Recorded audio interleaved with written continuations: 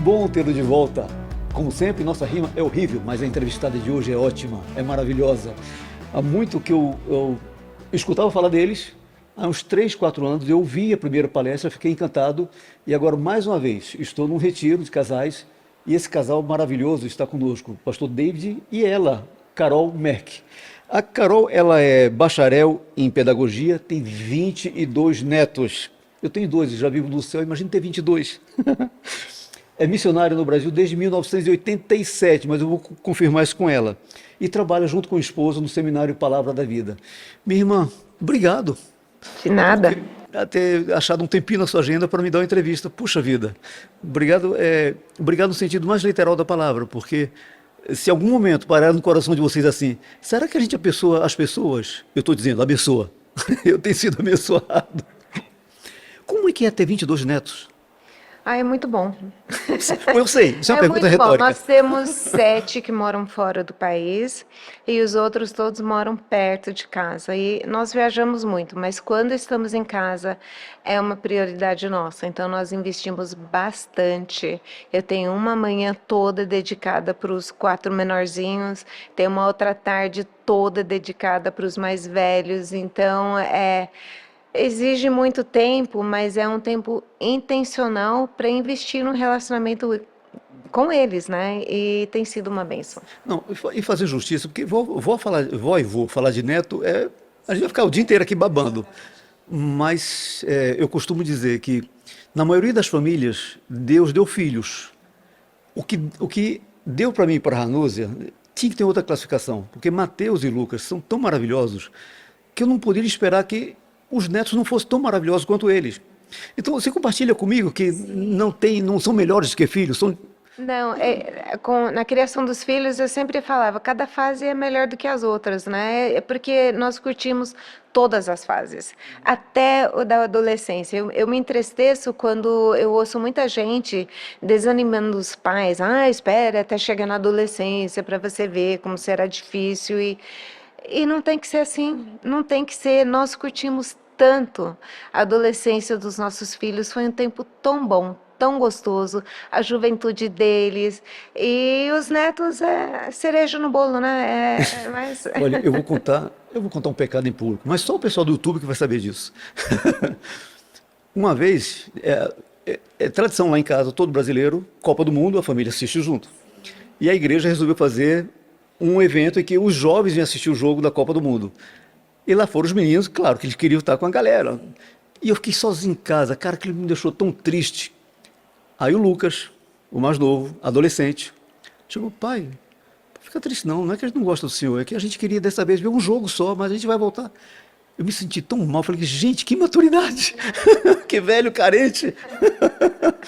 Então, esse é um exemplo de que não importa a fase, ser humano dá trabalho e ser humano é uma bênção. Mas eu não estou aqui para falar de mim, eu estou aqui para falar da senhora. A senhora é escritora.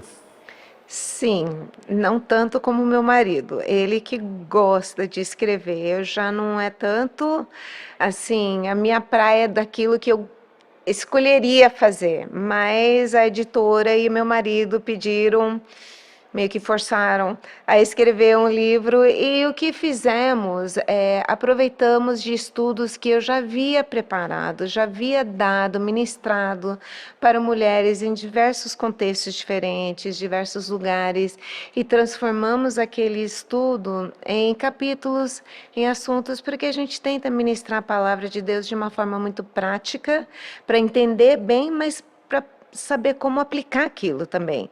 Então, isso nós transformamos num livro que serve para um discipulado, né? De entender a palavra de Deus para depois, então, praticar. Então, muitas pessoas têm usado como currículo para classe de escola dominical, ou para grupos pequenos de mulheres, ou até uma mulher discipulando outra.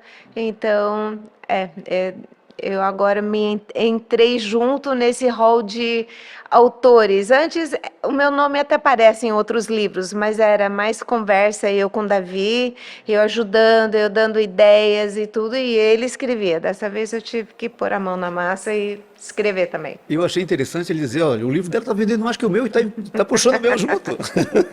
É porque mulher compra mais. Mas a senhora podia dar um ou mais exemplos de como transformar esses ensinamentos práticos que a senhora cita no seu livro? Então, esse Perdão, qual que é o livro, título do livro? o título é Mulheres Mais Parecidas com Jesus, que é o objetivo de todas nós que somos da família de Deus. Nós queremos ser mais seguido, mas nós queremos seguir, nós queremos ser lapidadas para parecermos mais e mais com Jesus. Então, o livro se divide em duas partes. Primeiro, nós trabalhamos o caráter da mulher. Qual foi o propósito de Deus em formar, em criar a mulher? Tem um propósito. Então precisamos entender bem esse propósito para então sermos aquilo que Ele quer que sejamos. Então trabalhamos toda a parte de Gênesis, o propósito, trabalhamos o que é ser mulher como Sara, né? Que é tão precioso. Nós vemos em 1 Pedro, quando Pedro fala que é isso que é belo aos olhos de Deus. Trabalhamos todo esse propósito de sermos mulheres dependentes, temos na cabeça a verdade que Jesus nos conta em João 15, sem mim nada podeis fazer. E o ser humano quer ser independente, nós queremos conseguir fazer tudo na nossa própria força, mas Jesus já deixa bem claro, qualquer coisa que terá um fruto eterno, que será uma coisa boa, na sua força você não consegue fazer nada, é só na dependência de Cristo, deixando Cristo viver sua vida através de nós. Então, a primeira parte do livro é tudo isso sobre o caráter da mulher. Depois passamos para uma área um pouco mais prática, que é a conduta. Então, já sabendo quem eu sou, qual o propósito que Deus tem para a minha vida, como que eu vivo isso na prática. Aí entramos em áreas que muitas mulheres, a maioria das mulheres, tem dificuldade, a área de ansiedade, de contentamento, de gratidão, de enfatizar a beleza interna, não apenas a externa, de sermos mães intencionais. Então, sim, tem vários tópicos que mexem bem naquela área onde nós vivemos, né? Tá. E esses mesmos conceitos, quando é no discipulado de um filho ou um neto, há diferença? Ah, sim, sim, porque nós sempre queremos mirar o coração. Eu não quero trabalhar apenas a conduta, a parte externa do meu filho, do meu neto, porque senão nós caímos no perigo do filho pensar que ele é capaz, que ele consegue. Então a reação dele é: ah, eu vou me esforçar mais, eu vou tentar mais, eu nunca mais vou fazer aquilo. Só que ele está colocando toda a sua atenção no seu próprio esforço e ele não vai conseguir. Então, é de focar o coração e falar: filho, por mais que você se esforce, o neto, por mais que você tente, você não vai conseguir. Jesus já deixou isso muito claro, para ele cair em si e ver a verdadeira necessidade do coração. Em primeiro lugar, para abraçar Cristo como Salvador. Em segundo lugar, para crescer na santificação, ou seja, deixar Cristo viver sua vida através do nosso filho, do nosso neto. Filho, você não consegue obedecer da forma correta. Você precisa depender de Cristo. Precisa pedir: Jesus, fale através de mim, ame através de mim, perdoe através de mim, porque em nós mesmos nós não somos capazes. O que um avô e uma avó devem fazer quando, apesar de todo esse conhecimento passado e às vezes implorado, vá pelo caminho certo, o filho diz, ou o neto diz: não quero ir por aí, eu sou adulto, eu tenho a minha autonomia, não quero ir por aí. O pai tem um nível de hierarquia sobre isso. E Olha, quando é avô isso ou o avó? livro de Provérbios tem o que o meu marido, que é professor de provérbios há muitos anos, né, ele chama do triângulo da sabedoria, que são as responsabilidades. Em primeiro lugar, nós precisamos lembrar que Deus é totalmente soberano. Por isso nós dependemos totalmente dele, por isso que nós oramos, imploramos a Deus que ele mude o coração do nosso filho ou do nosso neto, porque nós não somos capazes. Eu não posso mudar ninguém. Quer dizer, eu posso cooperar em Deus mudar o meu coração, mas fora isso, eu não tenho como mudar ninguém. Então, nós dependemos totalmente na soberania de Deus e nós imploramos, nós intercedemos pelos nossos filhos. Agora, é o topo do triângulo. Depois, do outro lado, tem a responsabilidade dos pais, que é o discipulado, que é o ensino. Nós instruímos os nossos filhos, que é a grande porcentagem da responsabilidade que o livro de Provérbios nos dá. O pai ensina, ensina, ensina. Não é por ali, é por aqui. Este é o caminho, ande nesse caminho. Nós discipulamos nossos filhos. Então, é a maior responsabilidade. Mas tem um terceiro ponto desse triângulo que muitos pais esquecem. Nós dependemos de Deus, nós discipulamos os nossos filhos, mas no fim, o nosso filho, ele tem a escolha própria, ele tem que decidir se ele vai seguir ou se ele não vai seguir. A escolha é dele. E os provérbios, depois, a partir do capítulo 10, você vê o provérbio, né? O pai tolo assim, quer dizer, o filho tolo assim, o filho insensato assim. Filho, você vai ser qual? Né? E tem essas escolhas. Então, por isso que nós disciplinamos ou intercedemos, quer dizer, intervimos na vida dos nossos filhos para tornar a escolha certa mais atraente do que a escolha tola. Mas no fim, o nosso filho jovem, nosso filho adulto, ele tem a liberdade de escolher. Então, isso não necessariamente implica que você não fez bem o seu papel de pai, de instruir, de depender, de orar e tudo isso. O filho pode ter tido um pai maravilhoso que fez bem o seu papel, mas por alguma razão ele decidiu, não, eu não quero seguir por ali. Então, nós como pais já não temos o direito de disciplinar mais, muitas vezes também não de discipular mais, mas nós podemos orar, nós podemos continuar vivendo na dependência de Cristo e podemos orar, orar, orar, pedindo que Deus convirta o coração do nosso filho ou do nosso neto. A senhora ontem deu alguns exemplos dos memoriais que vocês têm. Vocês têm um armário. Nós temos um armário Fala um pouquinho de... sobre isso que eu achei tão belo. Tá, Por que eu quero fazer um igual? Nós queremos instruir os nossos filhos nos caminhos de Deus. Nós queremos contar muitas as histórias e os ensinamentos da palavra. Mas a palavra também nos ensina a lembrar os nossos filhos dos grandes feitos de Deus na nossa família, não apenas aqueles grandes feitos que contam na Bíblia, né, de abrir o mar vermelho, de prover maná no deserto. Sim, são coisas maravilhosas que precisamos lembrar. Mas Deus não parou de ser Deus porque a Bíblia encerrou com os livros da Bíblia. Não, ele continua agindo na nossa família, na nossa vida. Ele é nosso Deus também. E todos nós temos histórias de como Deus nos protegeu de algo que não tem explicação. Ou como ele proveu de uma forma que não tinha como, mas Deus. É a história da abelha. O que foi? A história da abelha. É uma história que os nossos netos gostam de ouvir muitas vezes, que os nossos filhos pequenos, com 9, 6 anos, junto com primos da mesma idade, queriam fazer uma aventura, se equiparam todo com aquilo que é necessário, né?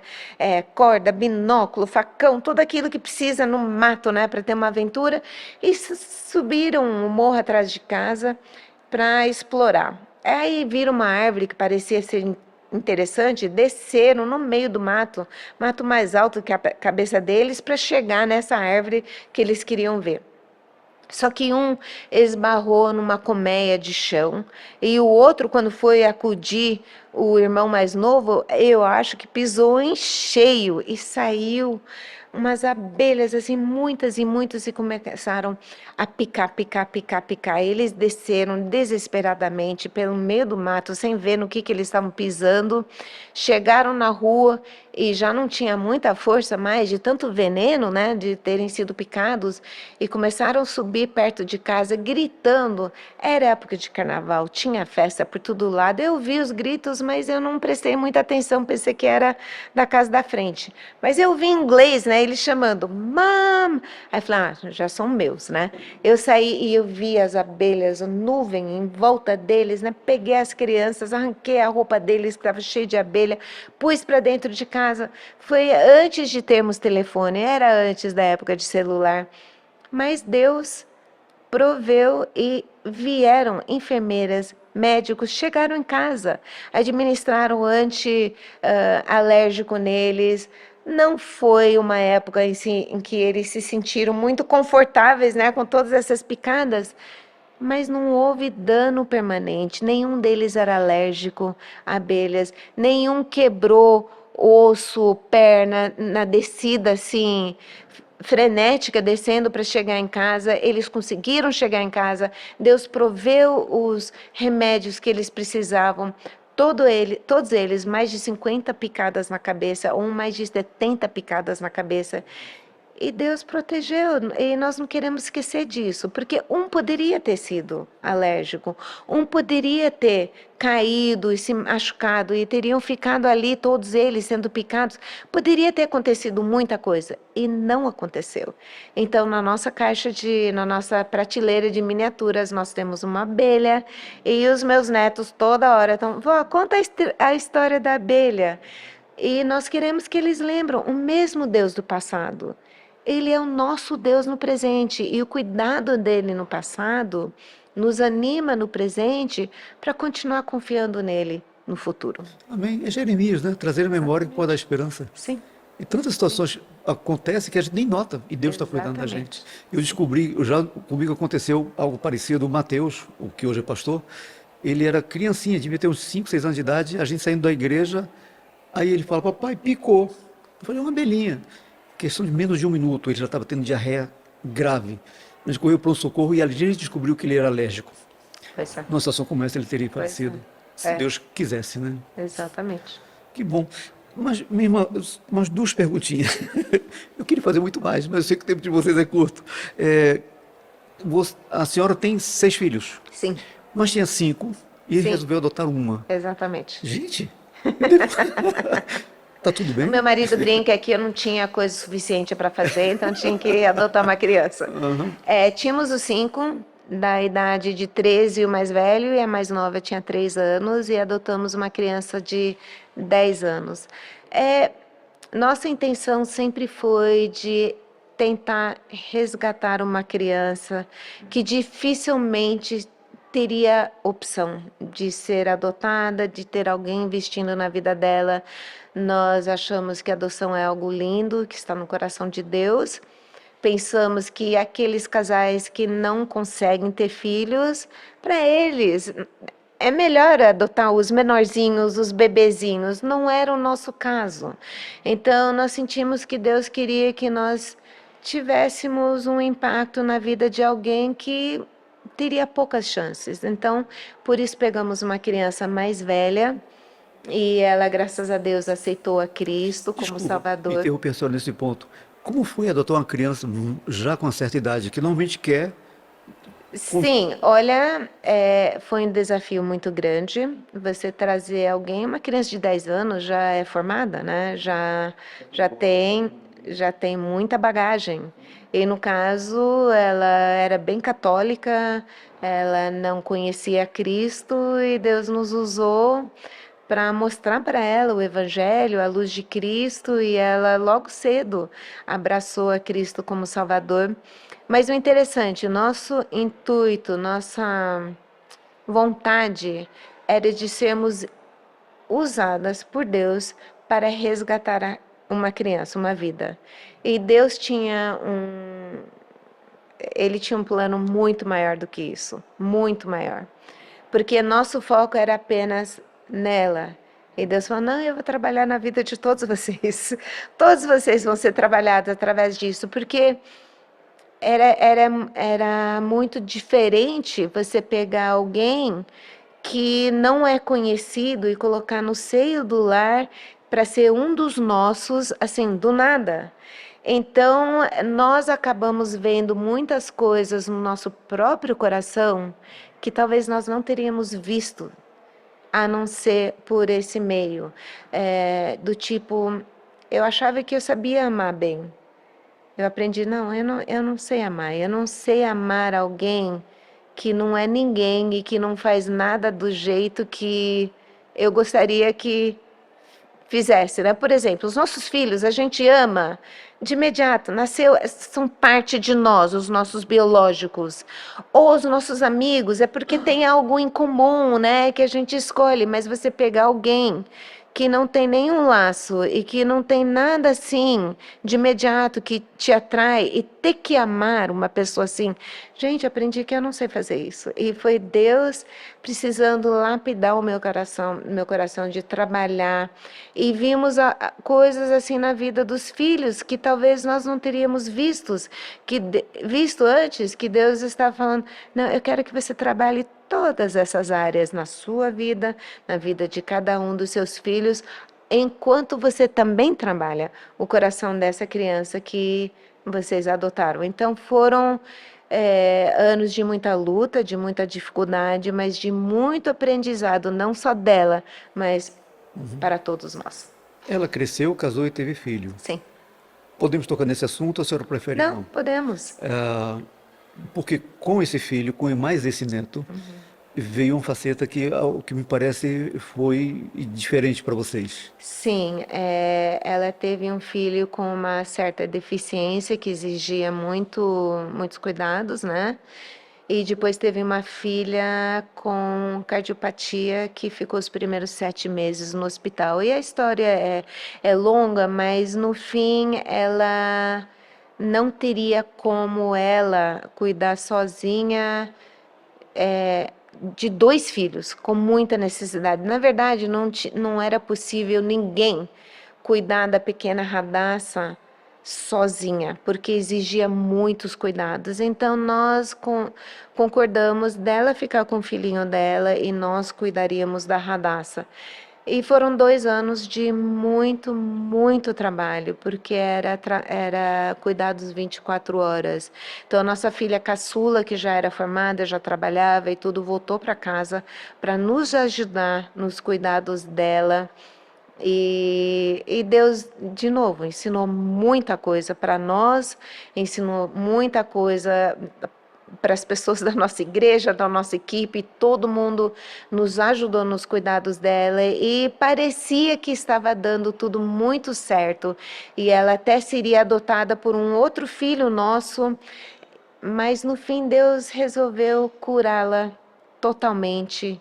E no dia que seria a cirurgia cardíaca dela, Deus a levou para o seu eterno lar e curou-la, curou-la de uma forma completa. E eu gosto de pensar na Radassa louvando a Deus com voz, com corpo e alma, porque ela amava louvar mesmo com traqueostomia, mesmo sem poder cantar, mas com gestos e tudo. Ela adorava muito a Deus. Então, foi algo de novo que Deus queria ensinar mais uma coisa de como Ele é fiel e como Ele anda assim conosco no meio do vale da sombra da morte. Mas Ele continua sendo fiel e continua sendo um Pai amoroso. Amém. Obrigado. Poxa, desculpa tocar num assunto tão Não, pesado. não. É que quase sempre, hoje a gente vive tempos que um evangelho em que não há sofrimento para o crente. E não é verdade. Não é. Não, porque muitas vezes é justamente o sofrimento que Deus usa para nos transformar a imagem do seu filho, né? E então, Ele quer nos ensinar lições preciosas através do sofrimento. Não quer dizer que ele não possa fazer o que a gente pede, Sim, mas muitas vezes ele faz não como a gente gostaria, né? mas precisamos confiar o suficiente para saber que Ele sempre faz aquilo que é o melhor. Sempre. Aleluia. Aleluia. Como é que é o nome do seu livro mesmo? Mulheres mais parecidas com Jesus. Mulheres mais parecidas com Jesus. Você vai perder essa chance. Mas não é só o livro. Ela e o marido dela, o pastor David Merck. Interessante que eu sou brasileiro, chamo ele de David. Ela é americana, chama ele de Davi. Mas eles dois têm um material extenso de publicações e também de material no YouTube. Então eu vou botar aqui no rodapé, não esqueça de pegar esse dedinho seu e de se inscrever no canal dele. Porque daí, gente, vem água muito boa para ser bebida, que é água viva, do nosso Senhor Jesus. Obrigado por estar conosco até aqui, até agora, mais uma vez no Verso Stream Podcast. E é o combo, né? Você clica, dá joinha, compartilha, aquilo, você já sabe. Mas não deixe de clicar no sininho para ser avisado dos nossos próximos entrevistados, tão bom quanto Dona Carol. Muito obrigado, minha querida. Que Deus abençoe. E continue usando para que outros sejam identificados como eu e minha família tem sido por meio do ministério da sua vida e do seu marido. Amém. Obrigada. Muito obrigado.